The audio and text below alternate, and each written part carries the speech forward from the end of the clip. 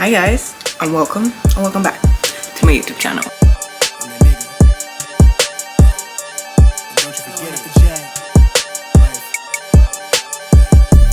Vibe blowing at the J, got the loud jumping at the pay.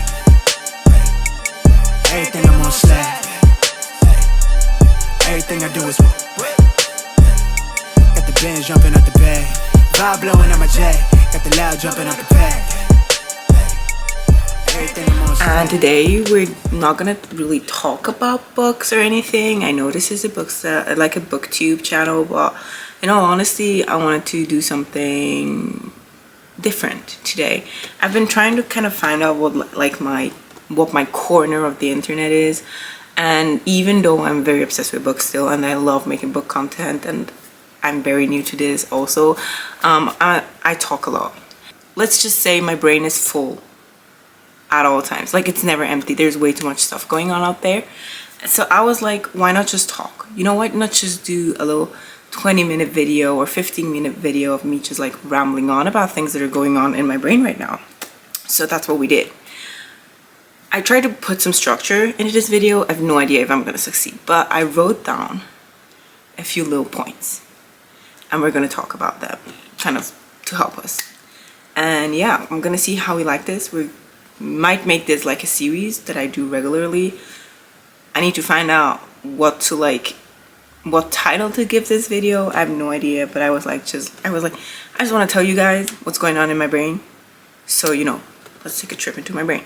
So first of all, I tend to either hyper focus, not focus at all. So because that's kind of my style, I also tend to hyper obsess. And recently I also noticed that sometimes my hyper obsessions are just like for a day or for 2 days or for a week.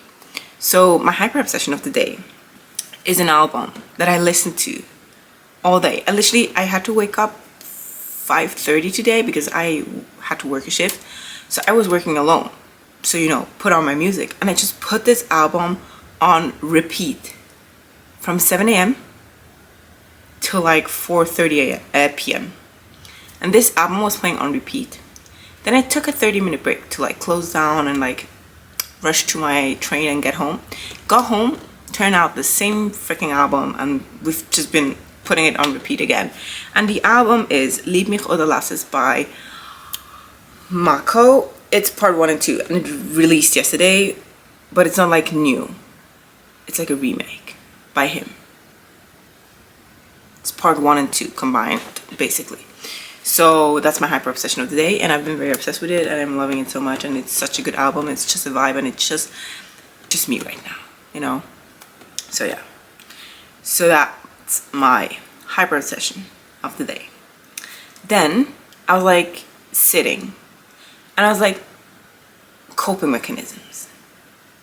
If you're very close to me, you're aware my coping mechanism is usually sleeping. Now you might think, oh my goodness, she probably sleeps so much that no, I don't sleep a lot. But if my day is not going as pleased, or if I'm getting overwhelmed or stressed, or just like I'm just like I need to leave, I just go and take a nap. And recently it has got very annoying because I got into like a rhythm with the naps, you know, and I don't sleep a lot at night. I'm not like, I don't sleep very long. I'm more of like an early morning person, so I don't sleep very long.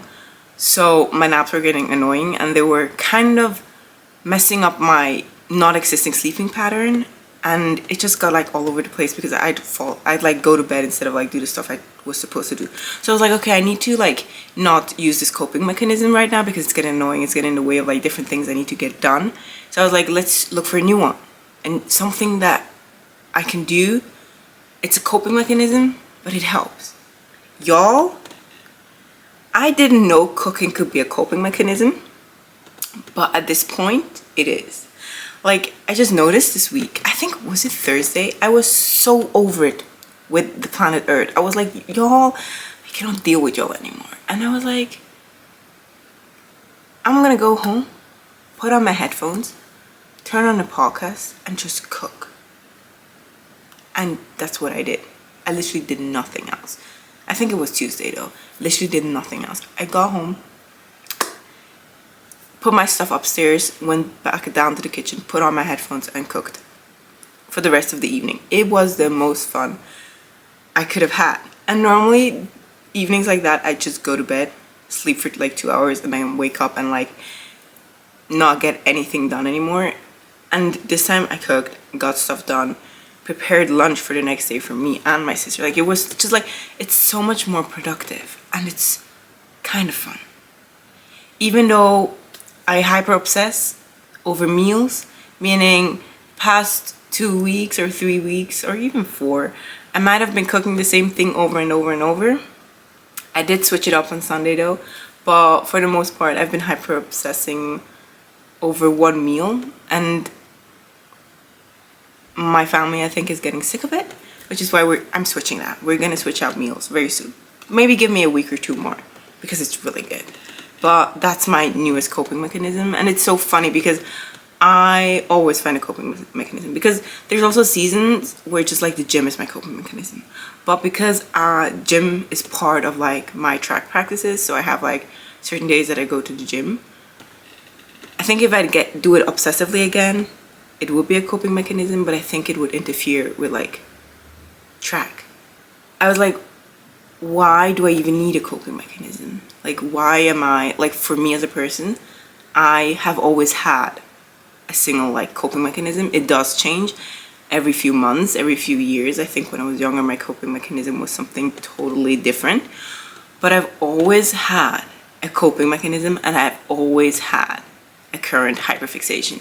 When I was younger, I think I still do this, but I had like a word, a phrase that I'd use in like all the time.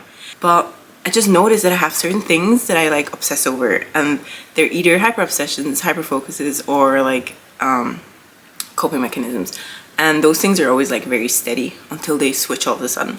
And it just felt interesting to kind of think about it and sit back and be like, wow, you're a little complex, a little weird. And I feel like many people have that. Many people have like those hyper fixations or like hyper obsessions or like coping mechanisms that they tend to go back to. And it's so funny when you notice them and you're like, oh my goodness, I do this every single time. Like, this happens and I always react the exact same way.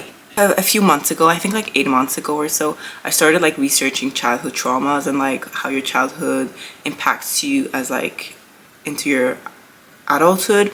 And it's so interesting because like reading the books I'm reading right now and like trying to sync them up with like how life looks like right now, I can go back and be like, hey, okay, so what event in my life kind of made me react in this way? Like, what is this reminding me of? What is this situation reminding me of? It's so weird and it's so interesting and I love it so much. Maybe I should do like a video where we like really dive into that, but that's not actually the topic of today. The topic of today is journaling and having a diary. I don't know. Let me take a sip of water first. Okay, so as I've said it a million times in this video, my brain is full of different thoughts and situations at all time. Like, it's basically hardly ever not thinking about something obsessively. Like, it's never just calm. I don't know how to calm it down, but I've been trying to find ways and little tricks that I can use to kind of, you know, settle the chaos up there. So what I did, or what I've been doing for the past like 6 years, is write letters. But I'd only write letters in like very specific moments. For example, we were all once teenagers.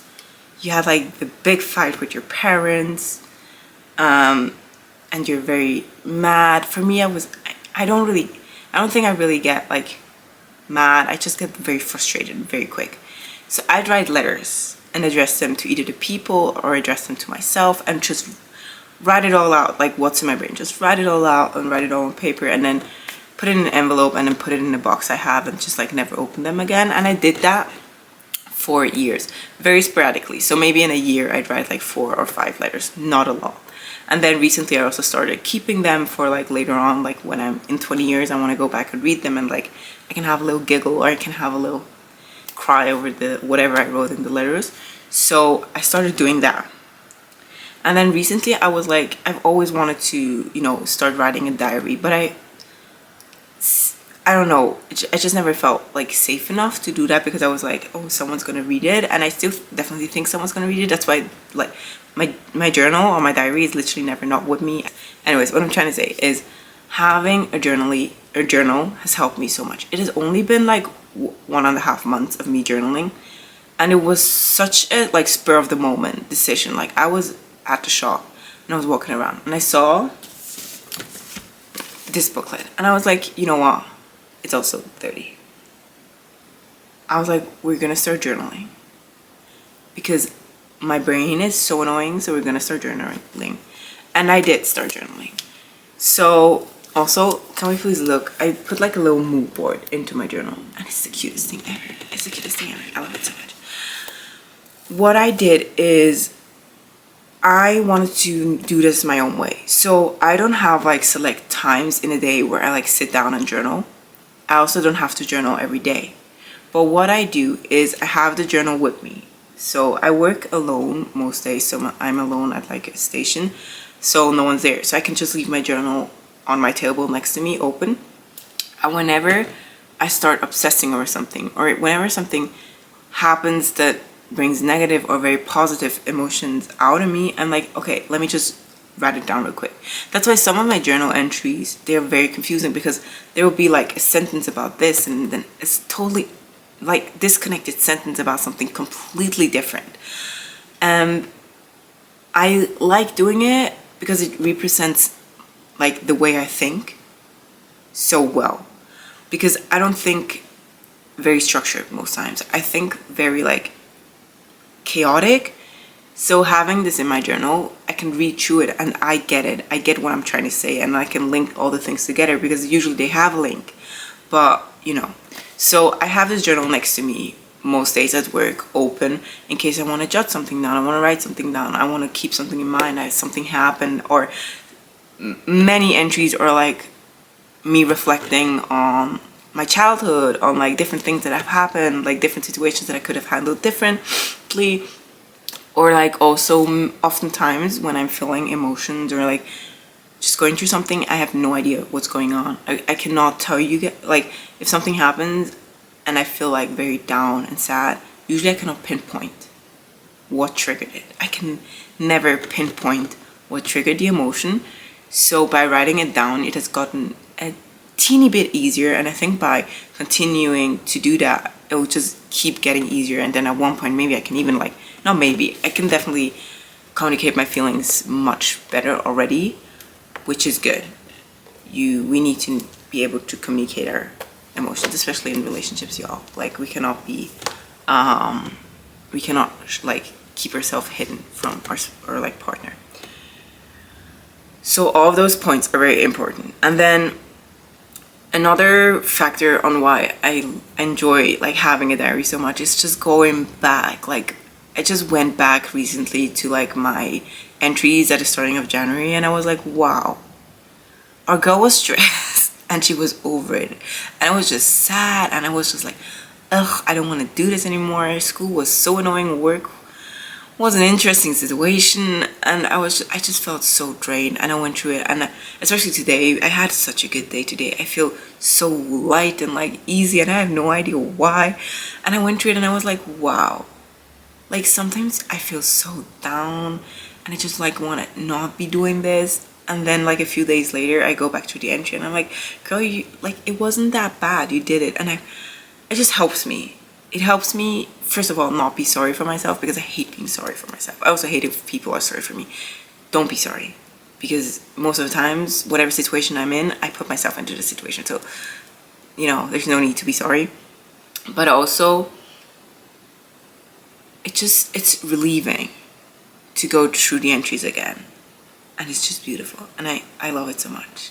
And I'm so happy I started doing this. Yeah, so if you want to start journaling, this is your sign. And if you want to have like certain times a day when you journal, go ahead. If you want to do it like me and just put like different thoughts and like situations and stories in here, put in like 2 days ago, I wrote a 3-pager in my journal about friendships, because your girl struggles with friendships. I'm aware. So I wrote a 3-pager about friendships, and it was so interesting because I could just like put my thoughts on paper, and I feel like I can explain it better what I struggle with in friendships, and I love that for me. I feel so good about it. I felt so good about myself after writing that. I was like, girl, you're doing so well. Like, you're growing and getting better. And we're all just trying to be the best version of ourselves, which is why I'm so happy I started doing this. And it is one of my good decisions in life. And I hope I'll keep doing it for a very long time. Because I think like in 10 years, when I'm like in a difficult situation, I go back to my journal and I read about the difficult situation I had at 20, which probably isn't that difficult. I'm 20, so many things seem difficult. And I'll be like, okay, so 10 years ago, that was the worst thing. Now, this is the worst thing. So in 10 years, this is gonna be like nothing. I don't know. It feels good. I just like feeling good. We all like feeling good, so that's fine. We have one more thing I want to talk about. I said 15 or 20 minutes. This is definitely going to be more than 20 minutes. But the magic of taking a step back and realizing it's not that big of a deal. This is the perfect, like, transition. While writing in my journal this week, I really took a step back and looked at certain situations I'm going through. And I was like, genuinely, this is not that big of a deal. Like, most things that I could fail at right now, in 5 years, no one is gonna freaking ask me again. It's gonna be annoying at the moment, but it's not that big of a deal. So for example, let's take this over to track. So I run track. My season is over because your girl had I wouldn't say I had a bad season. I'm not satisfied, honestly. I'm very happy of what I achieved this season, but I'm not satisfied. Like, I had so much more that I wanted to achieve. So I had to take a step back this week and last week and be like, it's not that big of a deal.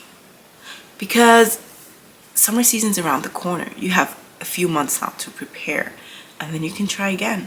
Maybe not in the 60, but you have the 100.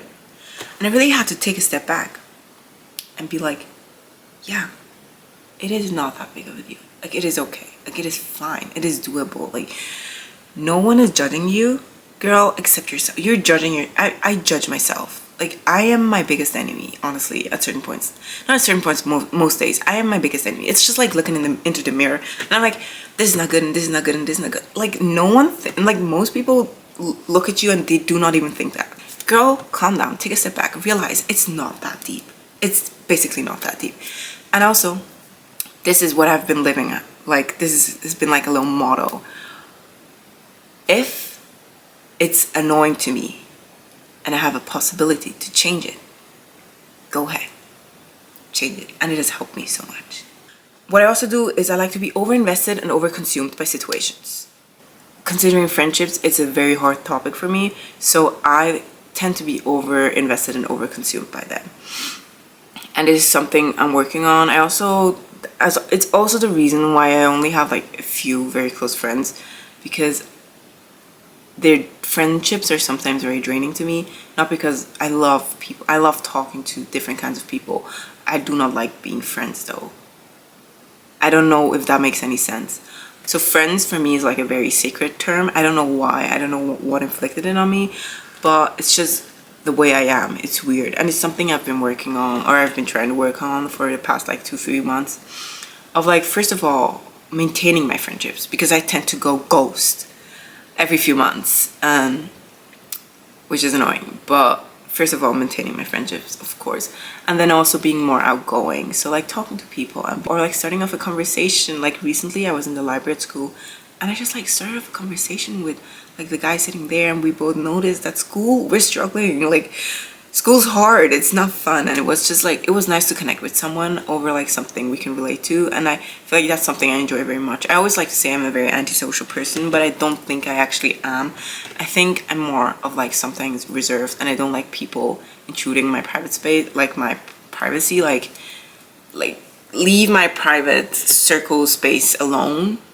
And I think that's something I sometimes struggle with, and it's also why I like to push people off very quickly. So I get over invested in all these situations, and like it consumes me to a certain point. And I noticed this week it shouldn't matter. It should not matter, because the thing is with me also, the moment I cut someone off, I tend to stop caring, which might be a toxic trait. I don't know, but it's just the way I'm built. Like, because it's like with me, things are out of sight, out of mind. It's literally like that. You cannot give me a task and not write it down, because it's gonna be out of sight, means it's gonna be out of mind, which is why I still do to-do lists on paper, because it just makes so much more sense. But basically, I'm a person out of sight, out of mind. So if a situation is not present in front of me, I forget it exists. Same thing with friends. If I, like, for example, I have a friend and we're not that close anymore, and I decide to say, hey, yeah, so we're not that close anymore, so I don't really, I might as well just cut you off. Not in a negative way, like we never fight or anything, but I'm just like, I don't really have anything to do with you at this point, so I just cut them off. And then it's like out of sight, out of mind, and the person like stops being a present point in my mind. But before that point, it consumes me. The situation literally consumes me, and I noticed I need to stop doing that. And I'm sharing this with you for no reason at all, because maybe someone else might profit from this. I have no idea. But y'all, everyone's always like, oh, relationships and stuff are so hard, like romantic relationships, but y'all, friendships are hard as well. Like, I don't know why friendships are so hard as well. Like, romantic relationships are a piece of work, but friendships are also hard. I feel like, especially for like girls, because I'm a big like believer of like every girl needs their girls, and I definitely have my girls. I love them. I should be doing more with them, but like I feel like having like this like safety net of your girls is so calming. It's very calming. Like growing up with sisters, like I have two sisters. I have an older sister and I have a younger sister. So having sisters, it's the same thing. Like whatever happens in my family, my sisters will always have a back 99% of the time. I feel like there's hardly moments where we get like into a discussion with our parents where our sister, like where my sisters are not on the same side as me, because we're like we're the girls, we're the sisters. Of course we have a brother, but our, guys are different. I don't know, guys, they're just different. We're like 3 girls and a guy, so, and he's the youngest, so he's a baby anyway. He's the baby of the family, he's a prince. Like, we all know how this works. So just even having sisters and having like the girls have your back, it is so calming, and it makes me feel so wholesome and like happy. I'm like, I don't know, I can't explain it, but for me it makes sense what I'm saying right now. Guys, should I end the video here? It felt a little bit like therapy, me just telling this to a camera. Very weird concept, but yeah, I think this is the end of our video. I know we didn't talk about books today, and I'm very sorry. Into the Dark by Jessa Hastings is coming out on the 13th, which is Tuesday. Probably when this is released, the book will already be out. I'm sorry, not sorry, but I'm so excited. I adore Magnolia Parks, and y'all, I saw spoilers. Please start putting, not even that, if the book is not even released yet, why are you posting reviews? Why on earth are you posting reviews? I was just like scrolling on Goodreads, because I don't have Instagram and TikTok on my phone, so I was like scrolling on Goodreads because that's what I do, and I saw what happens in Into the Dark. My favorite character is Bridget Parks, and I had tears in my eyes.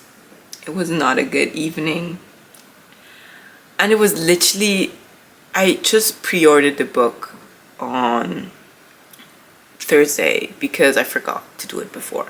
And also, I know I'm on a book buying ban, but no one cares. I pre-ordered the book on Thursday, and then on Friday I saw the spoiler, and I was like, so do I even need to read the book anymore? I'm still gonna read it because I'm obsessed with it, and I have like so many cool ideas for videos, but it hurt. It hurt that someone had to take away my joy on this glorious day. It really did. So please stop posting reviews of books before the book is even released. Can we stop doing that? Just wait until the book is released, because then I'm not gonna go on social media until I've read the book, especially if like the book is kind of hyped. Can you please stop? And it was even a bad review. I didn't finish the review. I didn't finish the review because, you know, you made my evening sour, but it was even a bad review, and we don't claim that. Even though I know Never wasn't good. I didn't enjoy Never. But Magnolia Parks, I love it. Anyways, guys, this is the ending of my video. If you like this video, give it a thumbs up. If you didn't, do whatever you want. And if you want to see more of me, subscribe. And see you guys either in my next video or on my socials, link down below. Bye, guys.